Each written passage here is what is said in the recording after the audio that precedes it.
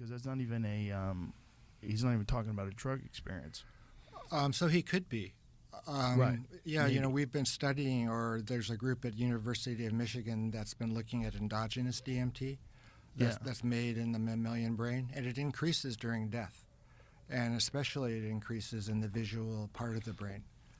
So it could be. So they know that for a fact now. Yeah, they know that for a fact. It's a 2019 study. When I first met you, there wasn't nearly as much data. And I remember you were talking about how much anecdotal data that points to the idea of the pineal gland being the source of DMT, but there wasn't a mammal model.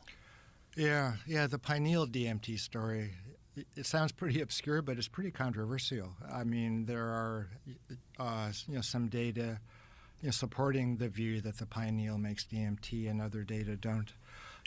I think you and I met at Starbucks on Ventura in I think 2009. I was out there for my high school reunion, and we met at Starbucks on Ventura. I think it was in Encino, and we were talking about DMT. Do you think? Yeah, I remember that. Do you think that DMT is produced in like all over the body? Like they found it in the lungs, they found it in the liver, right? Do you think it's just something that the body produces everywhere? When they first discovered DMT in mammals, people were focusing on the lung. And, they were also interested in DMT being involved in psychosis.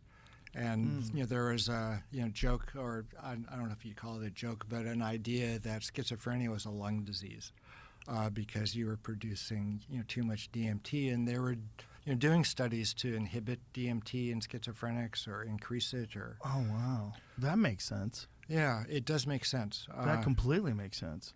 Yeah. That could be what's wrong with them. It could be. And if you could block DMT naturally or with a vaccine or something, you might have a...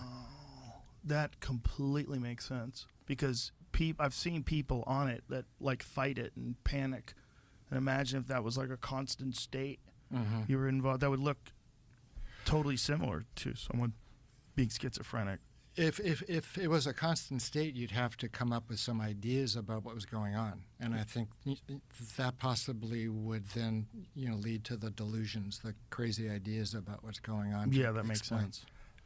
Wow. Well, so we found, DMT in the rodent pineal in 2013, the group at the University of Michigan. So it proved or established the validity of that idea that the pineal makes DMT. But this study in 2019 that I was mentioning where DMT goes up after death in the visual cortex, they looked again for pineal DMT and they couldn't find any. And what they believe is that the original paper described the DMT in the brain, which was snagged on the way in and out of the pineal gland. But even more interesting, I think, than the pineal making DMT is the brain makes DMT in quite high levels, comparable to even serotonin. Wow. And it could be there's a DMT neurotransmitter system in the brain, just like a serotonin neurotransmitter system. What is the function of the pineal gland? Well, it helps regulate circadian rhythms and light sensitivity. It helps entrain rhythms. It helps keep everything in sync in the body, temperature, urinary function, blood cell formation, all those things. Why do you think ancient cultures were so fascinated by it? Like, why did they have this? Why did they attribute this sort of almost like godlike significance to it, right? Yeah. I mean, there still is a certain pineal kind of reverence out there. If you look at Amazon and enter pineal, there's all kinds of esoteric things that are still being published on the pineal gland. Well, it's an unpaired organ. It's the only unpaired organ in the brain. Everything else is paired. You have a left and right hemisphere, but there's just one pineal on in the middle of your brain. Its location, I think, has contributed, to the reverence.